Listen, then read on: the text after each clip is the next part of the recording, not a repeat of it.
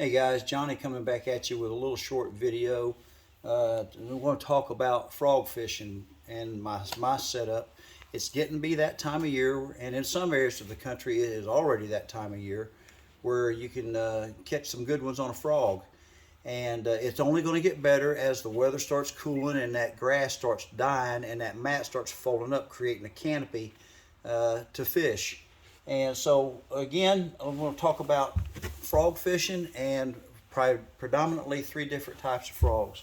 We're going to be talking about your standard walking frog, which is this right here, and this just happens to be a KVD, Strike King KVD sexy frog. And we're going to be talking about a popping frog. This is a spro. And we're going to be talking about your horny toad type of stuff. Your Zoom horny toad and your Stanley top toad. Really good stuff to fish with. So what am I going to use when I'm fishing these frogs? Well, first of all, when I'm frog fishing, I like to have 2 or 3 different rods rigged for a frog, and I'm always going to fish them on braided line. And the line that I'm going to use on all my frog fishing is going to be 50-pound braid or 65-pound braid.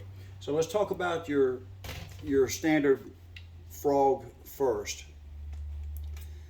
There's the frog.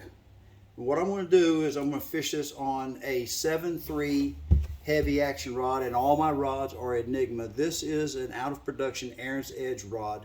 It is a 7.3 mag heavy fast action rod, which means it's got a very good, really strong backbone and a really solid tip on it.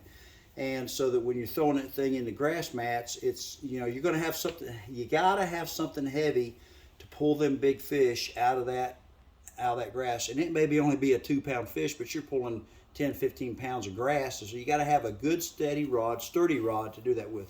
You can use a 7-foot 6-inch heavy action rod for a little bit more leverage.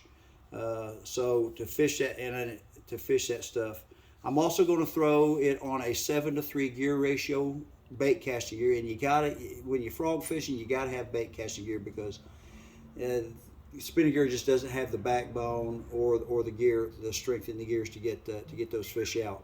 So to back up again, 7.3 or 7.6 mag heavy, 50 to 65 pound braid line on your standard frog. Now that grass gets thick, and sometimes it's just really in your best interest to take that frog and because that fish will blow that thing out of the water a lot of times, and you might not hook it up. So a good thing to do would be take that frog down in the hollow body cavity, take and put you a tungsten weight in it. I use Titan tungsten. Really good stuff, chip proof. It's best tungsten on the market. Stick it up in there, and what that does is it will let that frog sit on that mat. It'll drop it down a little bit lower so that when that bass comes blowing up through there, it'll give it a little bit more time to set up in that fish's mouth. Don't set the hook until you feel the weight of that fish, and then you can jack him up good, and then the heavy hooks will really get in there on them. So that is your standard frog setup. We'll also use a popping frog. And again, the line is 50 to 65 pound braided line. The reel is a 7-to-3 gear ratio bait casting reel, but this time it's a little bit different action rod.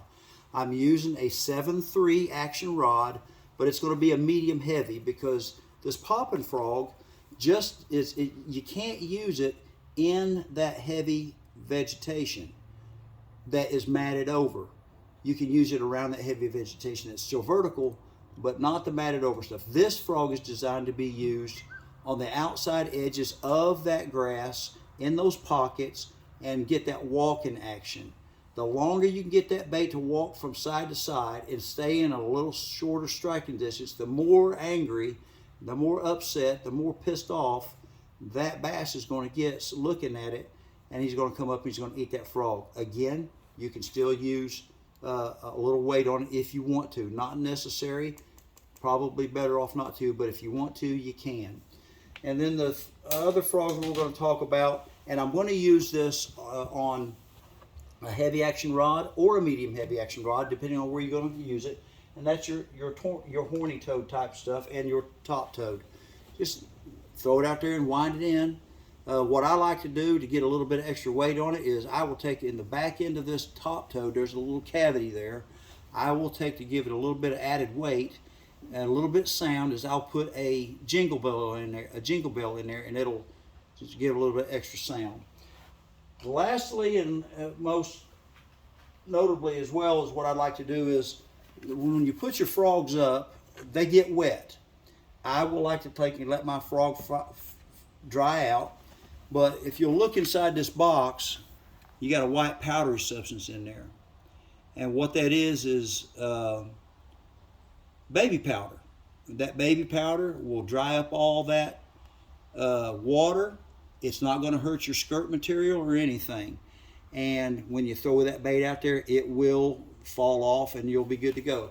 So, frog fishing 101 from your not so pro, just a member of the fishing community who wants to help people to catch fish. So hopefully this will let you give you some tips that you can catch some fish. And remember, God bless you, and go bag them up. See you on the water.